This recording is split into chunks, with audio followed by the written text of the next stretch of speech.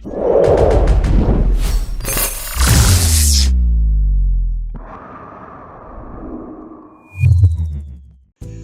humans, and welcome to another episode of Gen X Gamer, my first thoughts on Avowed.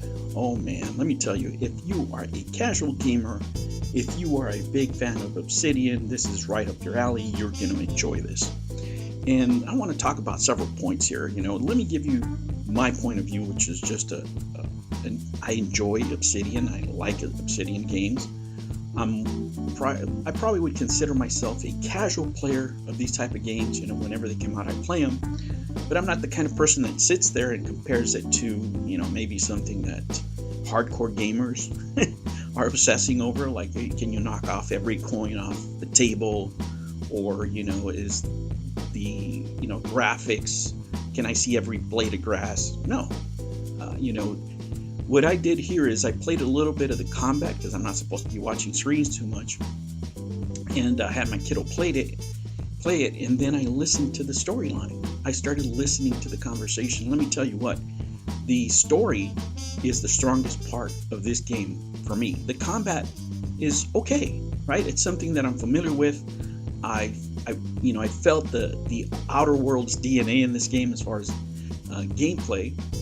But the strongest part for me was the story. The graphics are great. And let me tell you, this was played on the cloud. So a lot of the narratives out there, really go out the window if you are already a Game Pass subscriber, right? Because you're not paying $70 for the game, you're just enjoying it. And for a casual gamer, to a person who's a fan of Obsidian, this is at least a 7.5, 8, right? At least this is what I'm thinking. First impressions. Okay, I haven't finished the game, or I'm not going to be able to finish it anytime soon anyway. But what I heard, I liked the story. I liked the dialogue.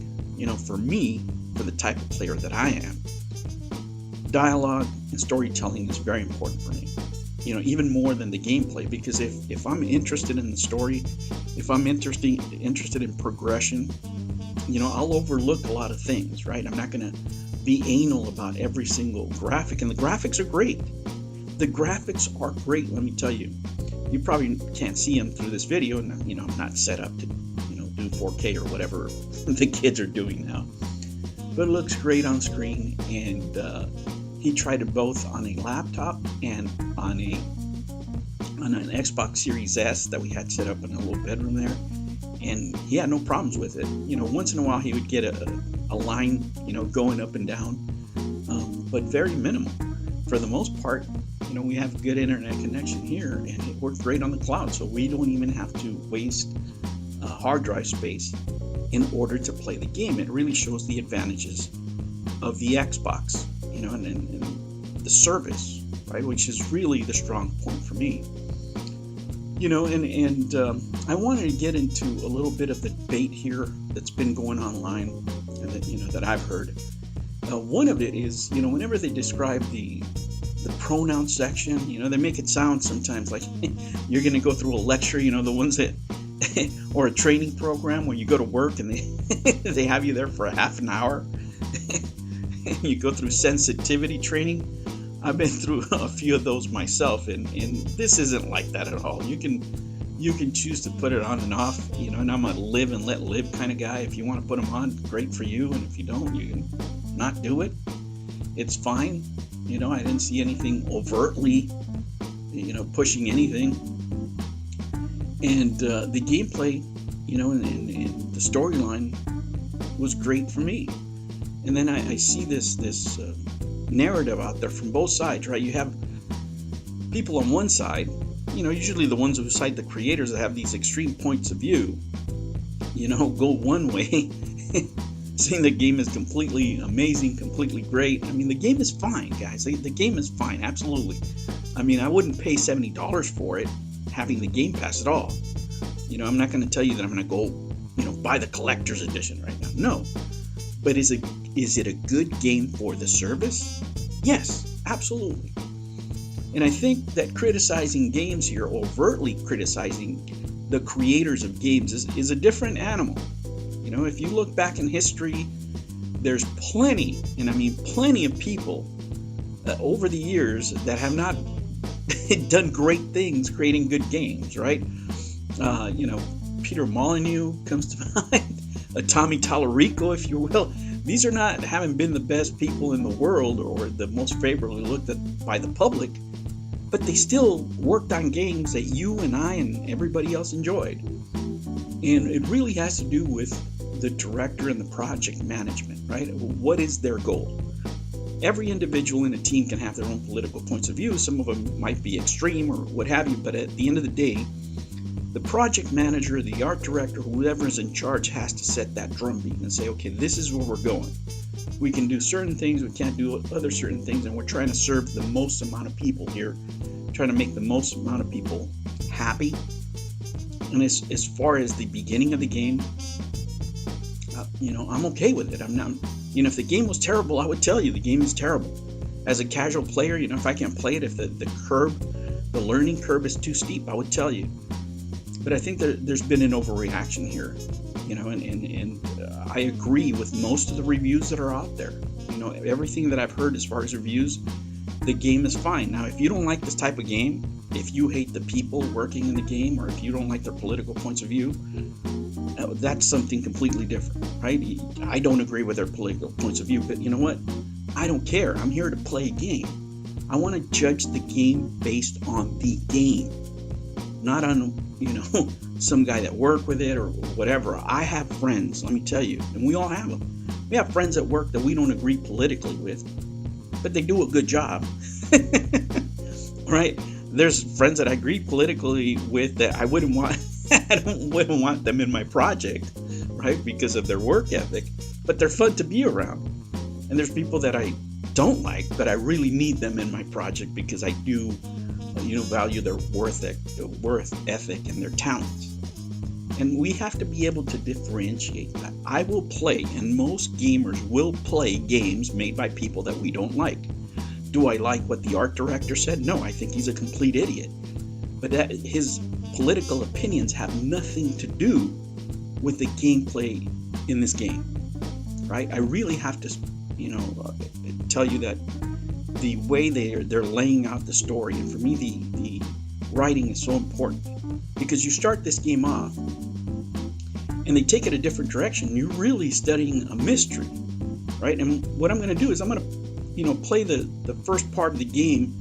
I'll let it play because my kiddo recorded it for me, so you guys can see what I'm talking about, so you guys can see what I listen to, where it's just not about battling or it's a mindless conversations that you're having with the NPCs. They really go somewhere. Now, like I said, this game isn't perfect, right? There's sections where the NPCs maybe don't do a whole lot, but since I'm so involved in the story, I'm able to forgive it. That's why I'm not giving it a 10 or anything like that, because if there's NPCs while you're fighting that are not moving, well, that's a problem, right? So I'm not going to glaze the game over.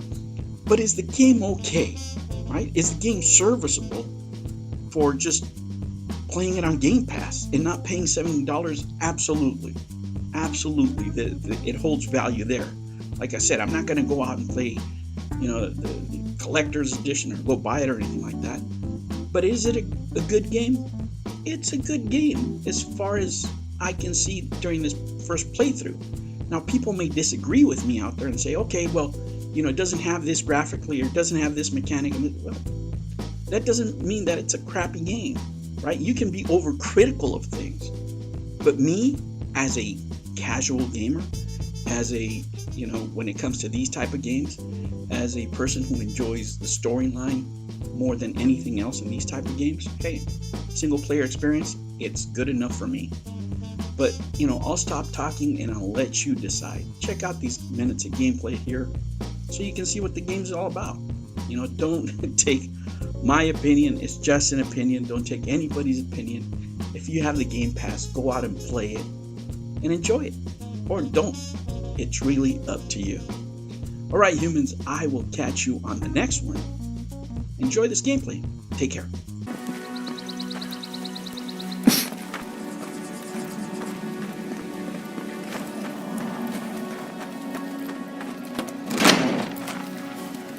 Surely there's a way to clear those brambles.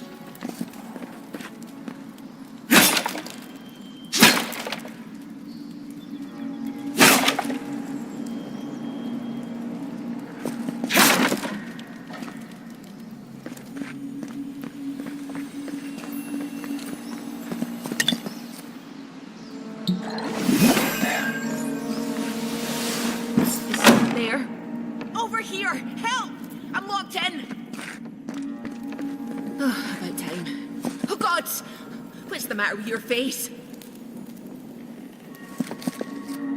Stay back.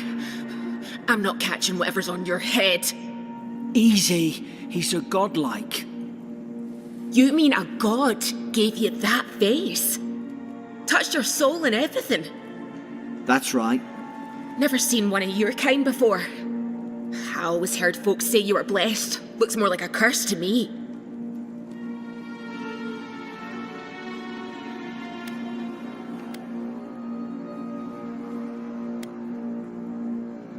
Because the soldiers put me here.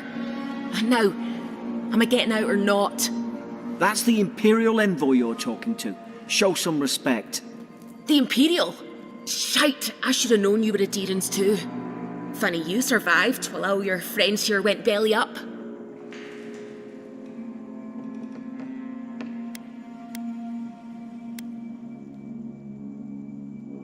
One less Aderan ship, as far as I'm concerned. Adir's had their boot on Paradise since their first soldiers came. 'Cause the place is pure chaos. Did you not think we liked it that way? I have to smuggle just to get anything past your damn checkpoints.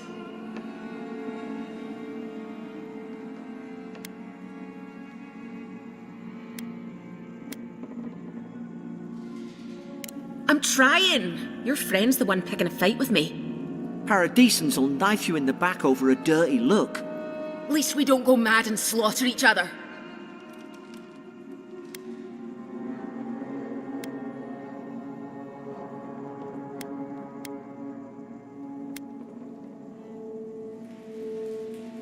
They did all of this. The day I came, I noticed the guards talking gibberish. Then the killing started. They went wild. Stabbed their mates in their sleep.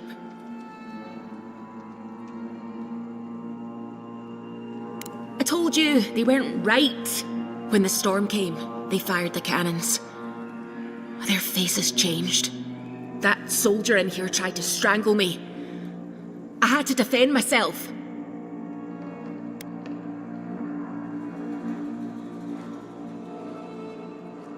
He still did it. I've got a bad feeling about this. It doesn't make sense. What if she murdered that soldier and she's just trying to cover it up?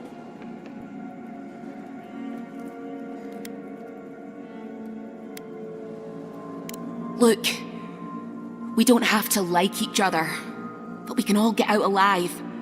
I left my boat at the edge of the island. It should still be there.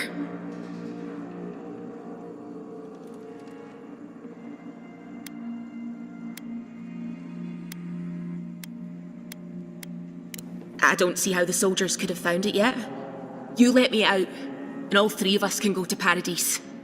Envoy, I've tangled with Paradisan smugglers before. She'd say just about anything to get out that cell. Her story's full of holes. What if the boat's not there? What if she turns on us? For fuck's sake, be reasonable. Don't listen to him. It's in the warden's room. They blocked it off when things went south. You can find a way in, though. You seem smart. If we live to regret this...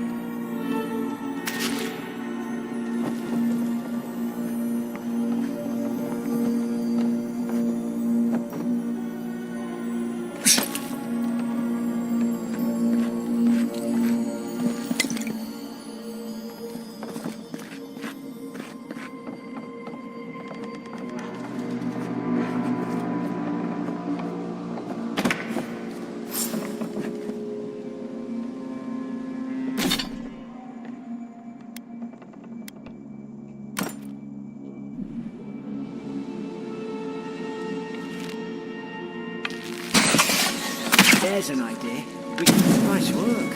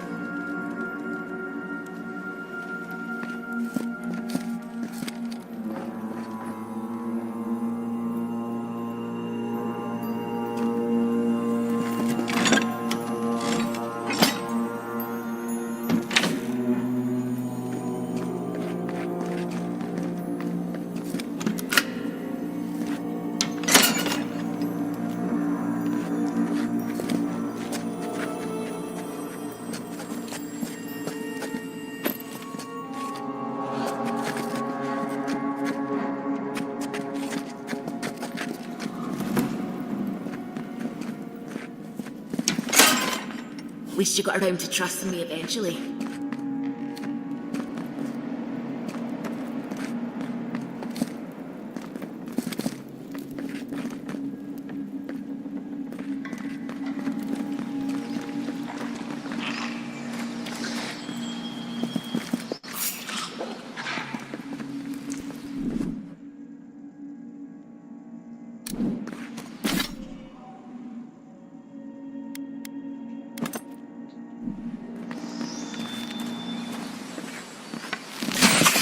You're gonna regret this. Now you've done it.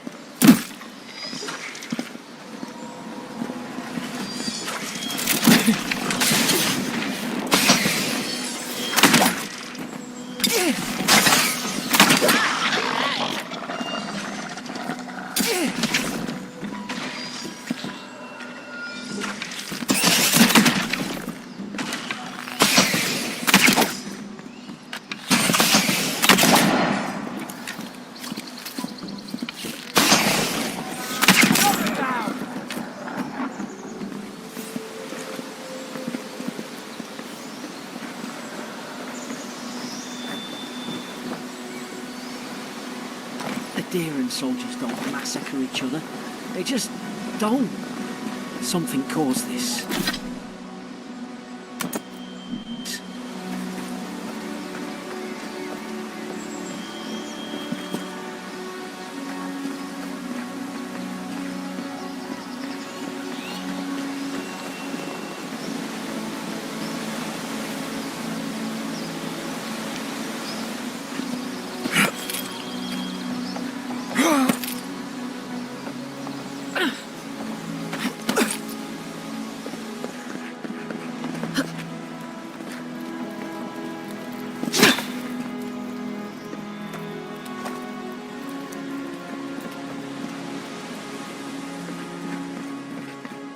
Take out a whole deer-wooden village with that kind of ordnance.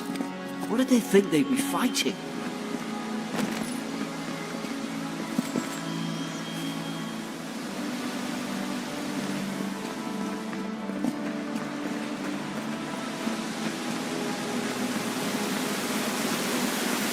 To think they turned on each other like dogs. I can't fathom it. They were bastards when they came here. All it took was time. But the Deerans, we respect each other. We're raised to follow the rules. What's the matter? Upset your kin or no better than anyone else?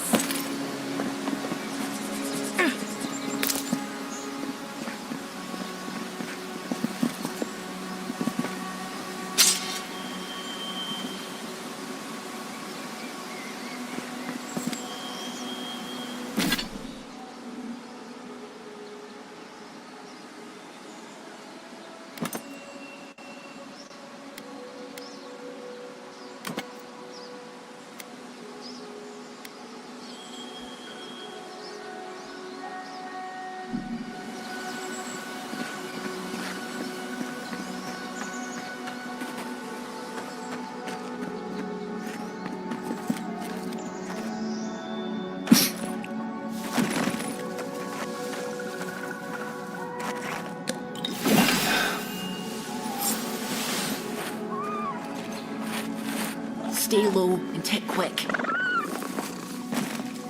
Whoosh. Stay in the tall grass. We can get the drop on them.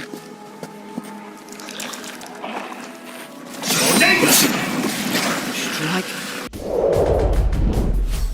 New videos every Monday and Sunday. Thank you for joining me on another episode of the Gen X Gamer. Remember to like and subscribe, click that notification bell, and remember, never ever be afraid to be happy. I'll catch you on the next one. Take care.